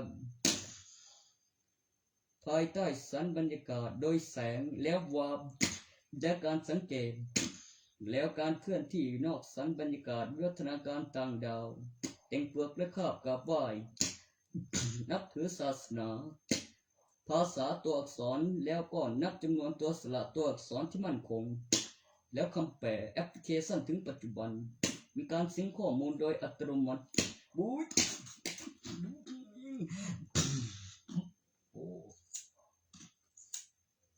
สวัสดีครับด็อกเตอร์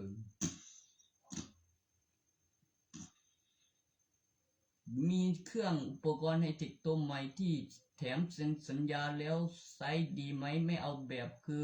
คือผมทำเอาแบบให้เห็นและพอใจบางทีอารมณ์ก็ต่างกับบิวทำไมตัวข้างหลังกับข้างหน้าต่างกันจริงตรงที่เพศแล้วมีอารมณ์เห็นแล้วก็คือความเข้าใจของมนุษย์ที่ไม่ได้ฆ่าเอาไม่บาปแล้วก็ไม่มีโทษแล้วก็มีหลักฐานพยานแล้วก็มีเซ็นสัญญาแล้วก็สำนวนครบเมื่อแจ้งความกับตำรวจแล้วก็มีที่วางรอธนัดเสกแลกเปลี่ยนด็อกเตอร์ว่าไงสื่อสารกับมึงนี่นะโอ้ยกูด็อกเตอร์ตายหาไม่ไรมีดูอยู่จริงมีบันทึกวิดีโอมาเลยมายั่วโซเซกมายั่วโลกจิตโลกส่วนตัวทางกันที่ผู้หญิงกับผู้ชายแม่นไปได้แล้วเรื่องธรรมชาติแล้วนอกเหนือจากเรื่องธรรมชาติการทำงานที่ไม่ได้ใช้คำโกหกขึ้นระบบโดยไวขึ้นหน้าจอโดยคำตอบเครื่องหมายเท่ากับวะพูดได้ดี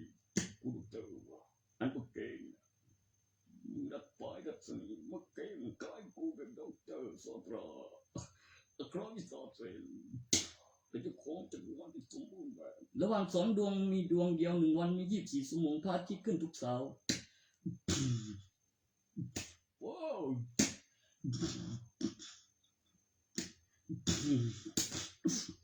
โคตรง่ายเลยตำแหน่งของดวงนี้ชัดเจน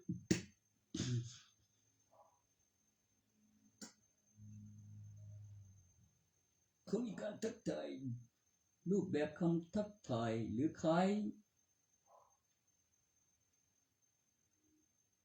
ที่เป็น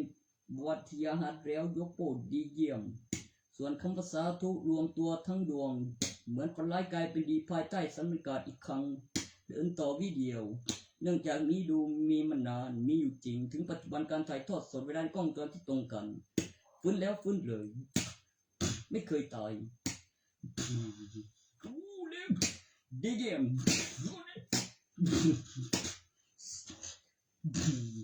ทั้งสวัสดิ์แล้วก็การทักทายแล้วขบวนทาบสารอินแล้วข้อมูล ที่พร้อมในประโยคคำว่าถูกใจรูปแบบตัวอย่างแล้วยกโป้ดีเยี่ยมในเหมือนขบวนท่าวัทยาหัดเคลื่อนที่สวัสดียกโป้ดีเยี่ยมเป็นคำทักทายคล้ายสวัสดีเฮ้ยเฮียอีกูอีโก้คือกูเฮ้ยอะไรดีเยี่ยมโอ้ยเบ้โอ้ว่ะมันเป็นเช่นการเอ่ยเสียงสรรเสริญเพื่ออนุรักษ์ความสมดุลของวงแต่ละดวงแล้วมาตรฐานสมดุลสมบูรณ์แบบของจักรวาลเพื่อความสมดุลของจักรวาลที่สมบูรณ์แบบยิ่งขึ้นเป็นประโยคปลุกเสกพิเศษคำว่าดีเยี่ยมสาธุไม่เลย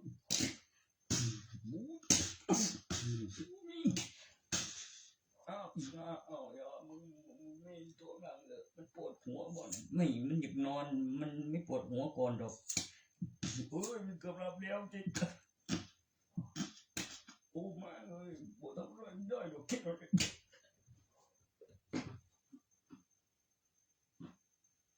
โอ้มา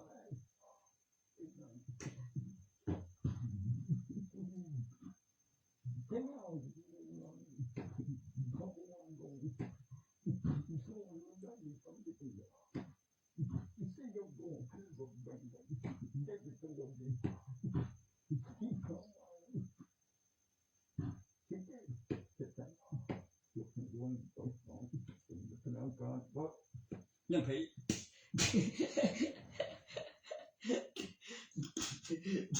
ให้ไปหาสั่งเอาเองที่บอกอยู่สองตัวมัน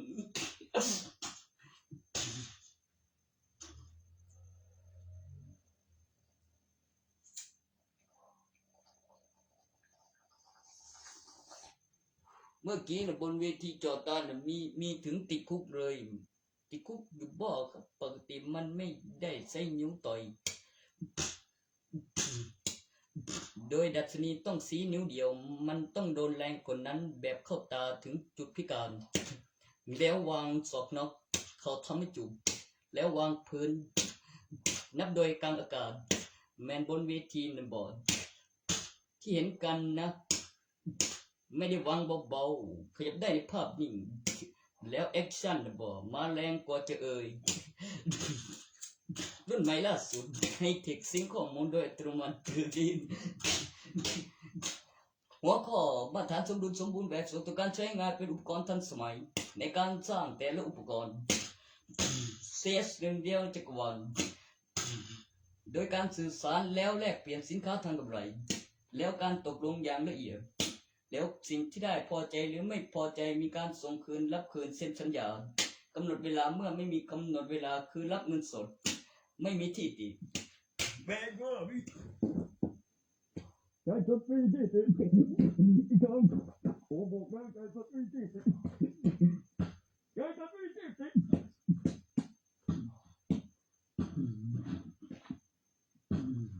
ใช้ว่ามาตรฐาน WatchCS พัฒนาเส้นระบบ iPhone หลังจากระเบิดรวมตัวใหม่ไม้จุดหนึ่งพบพันนักรบอดีตซาไซยา CS หนึ่งเดียวจักรวาลโอ้ย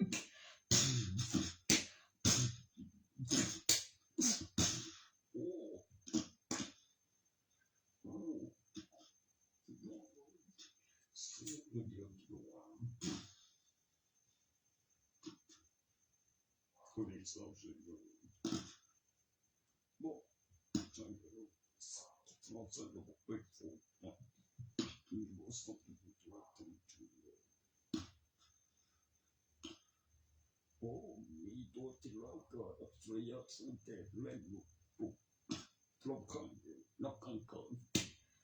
หมอนดัชนีคูณสองโอ้เอ็ดแรงฮะลอนสบรายแถมเซ็กซ์อย่าเต้นตัวต้องฉันอยากแสดงตีอยากให้เส้นลงดูก่อนก็ได้แถมไม่เส้นไม่เส้นด้วยตายแล้วเองถูกตายหรอกก็ยอมตายง่ายหรอ